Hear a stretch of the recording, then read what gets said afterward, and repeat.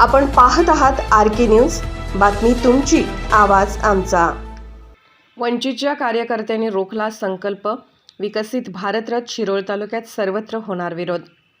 वंचित बहुजन आघाडी शिरोळ तालुक्यातील कार्यकर्त्यांनी आज गौरवाड व कवठेगुलंद या दोन्ही ठिकाणी विकसित भारत संकल्प रथ रोखला. सदर रथावर मोदी सरकारची हमी अशा आशयाचे मजकूर लिहिले असून या मजकुरावर आक्षेप घेत वंचित बहुजन आघाडीचे कार्यकर्ते गौरवाड व कवठेगुलंद या ठिकाणी जमले. रथासोबत आलेल्या शासकीय कर्मचाऱ्यांना धारेवर धरत या देशाचे नाव भारत असून या रथावर भारत सरकारची हमी असा मजकूर असला पाहिजे, परंतु या रथावर मोदी सरकारची हमी असे मजकूर लिहून हा रथ गावोगावी फिरवण्यात येत आहे. तसेच या रथावरील जे पोस्टर्स बॅनर आहेत त्याची रंगसंगती देखील एका पक्षाच्या ध्वजाच्या रंगाशी मिळती जुळती असून शासकीय कर्मचाऱ्यांना पक्षाच्या प्रचारासाठी वापरण्यात येत आहे का, असा सवाल त्यांनी विचारला.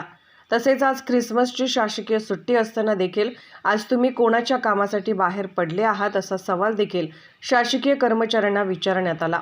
यावेळी शिरोळ तालुका अध्यक्ष संदीप कांबळे यांनी भारतीय कायद्यातील कलम 1 नुसार या देशाचे नाव भारत असून या रथावरील भारत सरकार ऐवजी मोदी सरकार असा उल्लेख केला असून जर आमची मागणी कायदेशीर नसेल तर आम्हाला अटक करा, अशा शब्दात उपस्थित असलेल्या पोलिसांना देखील सुनावले.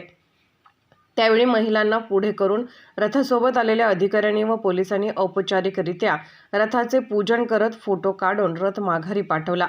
परंतु उद्यापासून जर मोदी सरकारची हमी हा मजकूर न बदलता पुन्हा जर शिरोळ तालुक्यात हा रथ फिरत असेल तर वंचित बहुजन आघाडीच्या महिला रणरागिणी तसेच कार्यकर्ते या रथाला प्रत्येक गावात विरोध करतील. यावेळी वंचितचे शिरोळ तालुका अध्यक्ष संदीप कांबळे, तालुका महासचिव किरण कांबळे, तालुका संघटक गौतम कांबळे, तालुका सचिव सुनील भोसले, सामाजिक कार्यकर्ते नईम चौगले यांनी शासकीय कर्मचारी यांच्यावर प्रश्नांचा भडीमार करत हा रथ रोखला. त्यामुळे अधिकाऱ्यांनी काढता पाय घेत रथ कोणताही प्रचार न करता परत पाठवला.